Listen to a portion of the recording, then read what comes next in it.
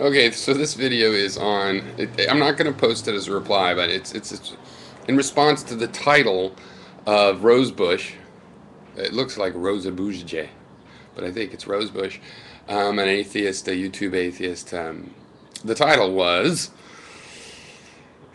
"What if it's not about religion and atheism?" Or what if it's not about atheism and religion? I'll put a link, but I'm not making this a reply because this video turns out to be about DCMAing and probably or DMCAing, whatever. And that's all bullshit, and yeah, he's probably right. It's just people fucking with each other's heads. Okay.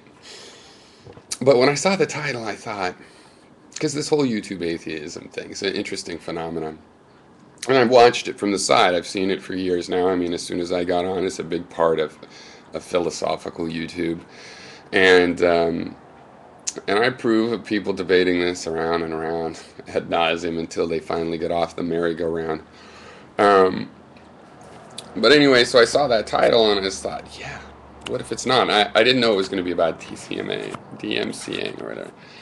But, you know, one of the best metaphors for that I like about cognition is that ideas, that there's a conceptual space. Okay, we use this metaphor a lot, and it's really good to make a very conscious metaphor. And the reason is because then we can the metaphor borrows from natural philosophy, from physical metaphor. So that, to have a particular opinion is to occupy, or a particular opinion occupies a particular location in this conceptual space. Some other opinion occupies another space. And the distance between them is basically the amount of manipulation you'd have to do to one of them to change it into the other. Just like the distance between the number 2 and the number 7 on the timeline, on a number line, is the number of units you have to change the 2 to make it into a 5. 5, the distance is 5 because with the number 5 you can change a 2 into a 7 or a 7 into a 2. Okay.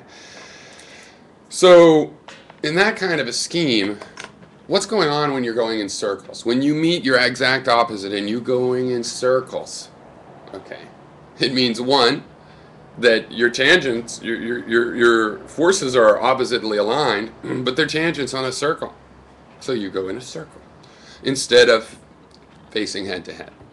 And it's similar. What if you find you're just getting nowhere? That's the other thing. Besides going in circles, it feels like you're beating your head against the wall. Well, that's when your vectors do finally match up. And it will be the atheism as an antipode to religion, antitheism versus theism. So where atheism is the antitheism, and of course the religions that you're thinking of take the theism's role. That's never going anywhere. The engineering of the physics of this in this conceptual space here is that, yeah, obviously you're going in circles or you're getting nowhere. There's something wrong with your engineering. I mean, you've engineered a vehicle to drive across this landscape, and it just goes in a circle. How the wheels on this side don't push, and it just goes in a circle, or whatever the problem is. Yeah, it isn't about religion versus theism. It is so not about that. That is a psychological thing that people need to get to because of their own theism. That's them trying to solve their own theism. When you're done, both sides go in this circle. And by far that's better than just butting heads and never moving anywhere. At least the circle creates this whirlpool, this fascinating whirlpool in the middle that both sides are looking at with their different attitudes, one going this way, the other going that way. And really, they think, look, we're always going the opposite way. And really, they're going on the same path, a circle, around the same whirlpool. And why? Why do they do that? Because you're supposed to figure out what the hell is going on with that, the physics inside that whirlpool. What is that inside? What have you guys captured? What is this current? And when you figure it out, you'll sail off. Because the current doesn't go anywhere.